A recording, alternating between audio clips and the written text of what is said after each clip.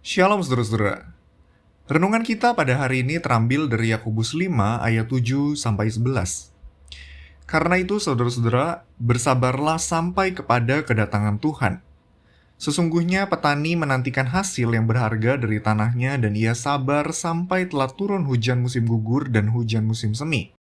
Kamu juga harus bersabar dan harus meneguhkan hatimu, karena kedatangan Tuhan sudah dekat. Saudara-saudara, janganlah kamu bersungut-sungut dan saling mempersalahkan, supaya kamu jangan dihukum. Sesungguhnya hakim telah berdiri di ambang pintu. Saudara-saudara, turutilah teladan penderitaan dan kesabaran para nabi yang telah berbicara demi nama Tuhan. Sesungguhnya kami menyebut mereka berbahagia, yaitu mereka yang telah bertekun. Kamu telah mendengar tentang ketekunan Ayub dan kamu telah tahu apa yang pada akhirnya disediakan Tuhan baginya. Karena Tuhan Maha Penyayang dan penuh belas kasihan. Saudara-saudara, kalau seandainya saudara sedang liburan, perjalanan mana yang kira-kira saudara-saudara akan pilih? Pergi ke sebuah tempat yang indah dan bagus sekali, tapi jalannya sangat tidak nyaman. Berliku-liku, banyak batu, dan agak gelap.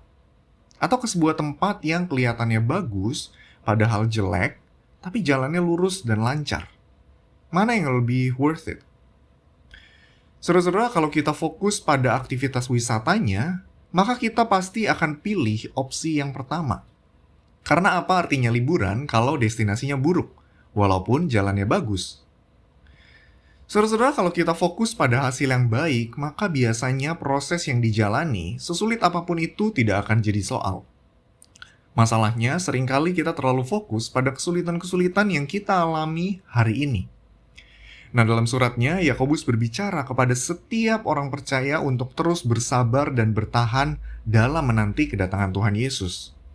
Meskipun ada begitu banyak tantangan dan kesulitan yang harus dihadapi, tapi Yakobus tahu bahwa kedatangan Tuhan jauh lebih indah dari apapun juga. Ia menggambarkan penantian orang percaya seperti petani yang dengan sabar menunggu hasil dari apa yang ia sudah tanam. Petani di Palestina pada saat itu sangat bergantung pada hujan yang datang di akhir musim gugur dan awal musim semi.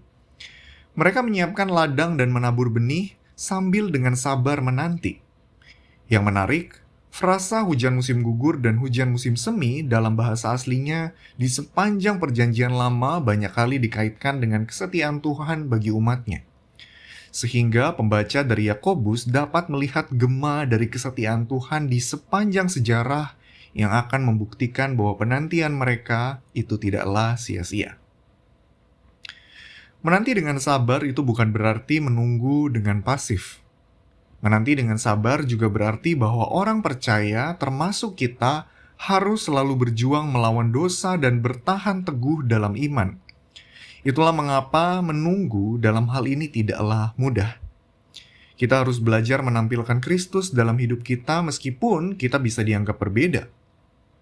Kita berjuang melawan kecanduan yang mengikat kita. Kita berusaha untuk mengintrospeksi diri kita.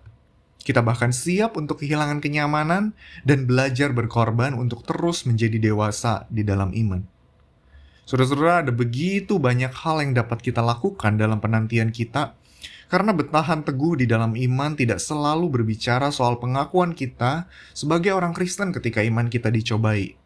Tetapi juga ketika kita berjuang melawan dosa-dosa dan kelemahan kita masing-masing. Masalahnya, seringkali kita merasa bahwa waktu kita diselamatkan oleh Yesus dan menerima hidup kekal, tidak ada konsekuensi di mana kita perlu belajar untuk menanti dengan aktif. Kita malah hanya menunggu dengan pasif. Padahal, seperti yang Yakobus katakan, kedatangan Tuhan itu sudah dekat dan kita tidak akan tahu kapan waktunya. Saudara-saudara, bagian yang tadi kita baca ditutup dengan contoh dari kehidupan Ayub.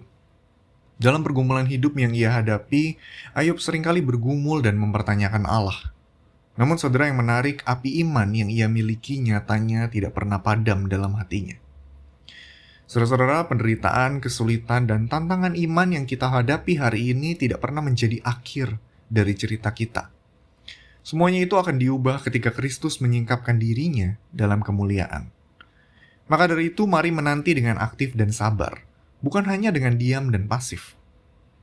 Kiranya saudara renungan hari ini menolong kita untuk setia bertahan di dalam iman kita hingga Kristus datang untuk kedua kalinya. Amin.